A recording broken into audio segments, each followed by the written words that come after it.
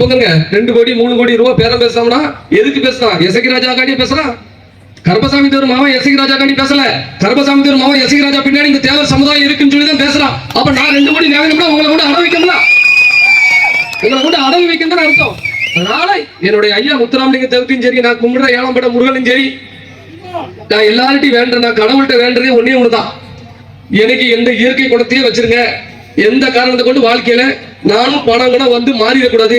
நான் வந்து சுகபோக வாழ்க்கைக்கு ஆசைப்படக்கூடாது.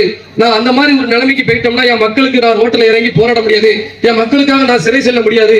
அதனால எனக்கு இந்த இயற்கை குணைய எங்க அம்மா என்னை எப்படி வளர்த்து இதே குணத்தோடு நீ இரியா அப்படின்னு சொல்லிதான் எங்க அம்மா என்னை விட்டுருக்கா. 4 பேருக்கு நல்லது செய்யா அப்படின்னு சொல்லிதான் எங்க அம்மா என்னை ஒவ்வொரு நேரமும் வந்து அதே குணம் எனக்கு இருக்குன்னு சொல்லி தான் நான் சாமியை கும்பிடுறேன். எந்த காரணத்தை கொண்டு அந்த இயற்கை குணத்தை வந்து இந்த சாமி எனக்கு எடுத்துக்கூடாதுன்னு நினைக்கிறேன். அதனாலதான் எல்லா இடத்திலுமே ஏசியில படுப்பாங்க. இந்த வரைக்கும் ஏசியில படுக்கணுங்க.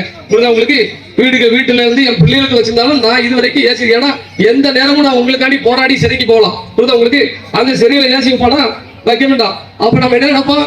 சுகபோக வாழ்க்கைக்கு ஆசைப்பட்டுருவோம். ஆகா இப்ப அப்படிதான் ஆயிட்டு.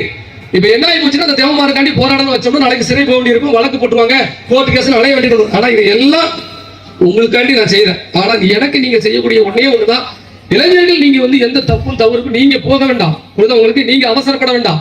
நீங்க உங்களுடைய வாழ்க்கை உங்களுடைய விஷயம் நம்ம அக்கா தங்கச்சியை மதிக்கணும், நம்ம தாய் தங்கச்சியை வந்து பார்க்கணும், பெற்ற தாய் தாப்புக்கு நம்ம மரியாதை கொடுக்கணும். இதை நீங்க பார்த்தா போதும், மத்ததை நான் பார்த்துக்கிடுவேன். உங்களுக்காண்டி போராடுறதுக்கு ஆர்ப்பாட்டம் பண்றதுக்கு சிறைக்கு போறதுக்கு நான் இருக்கிறேன். நீங்க போகக்கூடாது என்னுடைய ஒரே ஒரு விஷயம். இன்னைக்கு இந்த சமுதாயத்துல பிறந்தவங்க நீங்க கலெக்டராவோ நீதிபதியாவோ ஒரு அரசு துறை அதிகாரிகளாவோ இருக்க முடியல. அங்க போய் இருந்தாலும் அவர்களை தேவமான பிறந்துட்டோம் அப்படின்னு சொல்லி அவங்களை டார்ச்சர் பண்றது.